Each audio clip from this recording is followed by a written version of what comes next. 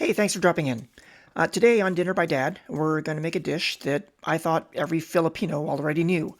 Apparently not, though, because my niece messaged me this morning asking how to do it. I'll tell you what it is after the intro.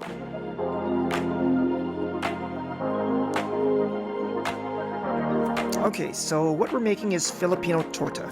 Not to be confused with Spanish torta, which is similar, but also quite different.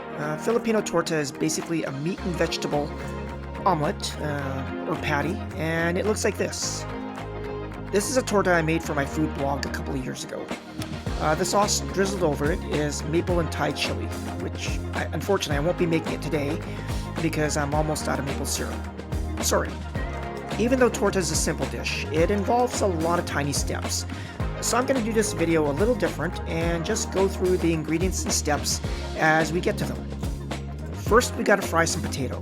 This is my own thing, not traditional, kind of an homage to Spanish torta. My mother would be totally bewildered by this addition, but I like the texture.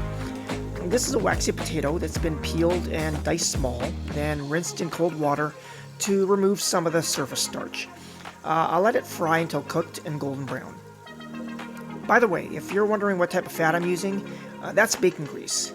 Yeah, bacon grease, which I saved from breakfast a few days ago. Never pass up an opportunity to add flavor. It's been a few minutes and our potatoes are looking pretty good. I'll hit them with some salt and pepper, then they can come out. I've refreshed the oil in the wok with more bacon grease, and ground pork goes in next. To avoid any big chunks, I'll use the back of my spatula to smash the meat down and break it up. Ideally, you don't want anything bigger than about pea-sized bits of meat, or else it becomes difficult to work with. I'll let this fry until fully cooked and lightly crisped. Alright, the pork's ready, so in go the aromatics, namely garlic, onion, and ginger. These were pulsed almost to a puree in my little food pro.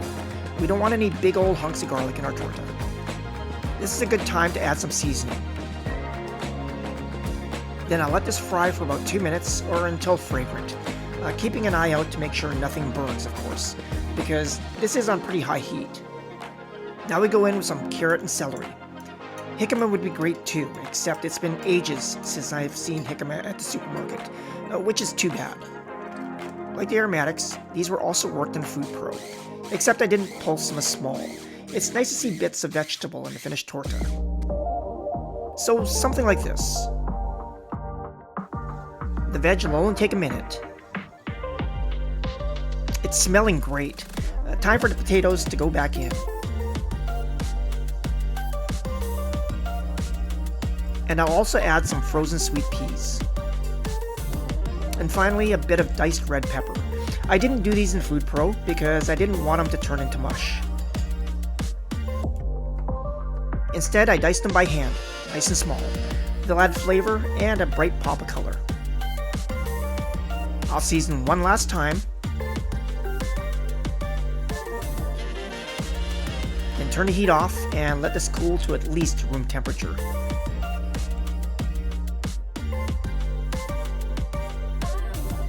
Okay, time to make the patties. So what I've got here is a couple of beaten eggs, seasoned with a bit of salt and pepper, to which I'll add some of my torta mix. You pretty much have to eyeball the amount. You want enough in there so that the patties aren't runny, but not so much that it can't hold together either. I'll also throw in some raisins for sweetness.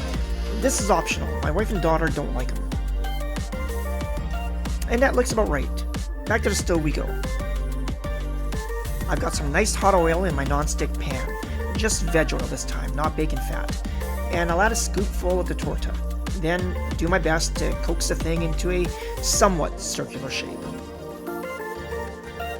This will fry until the bottom side is nice and golden, so about 2 minutes. It's time to flip. You can't be afraid, just gotta go for it.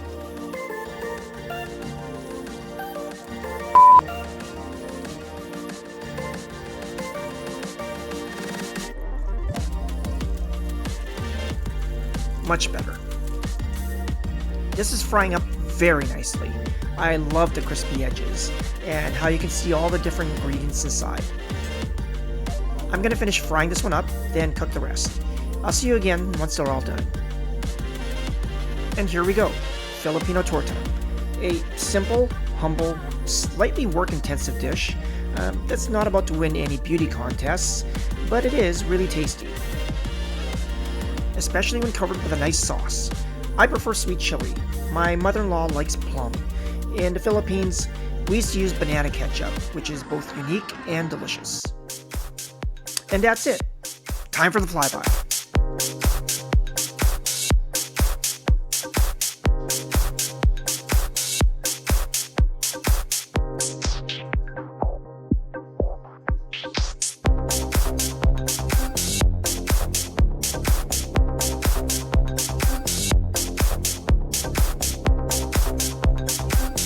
Thanks for watching.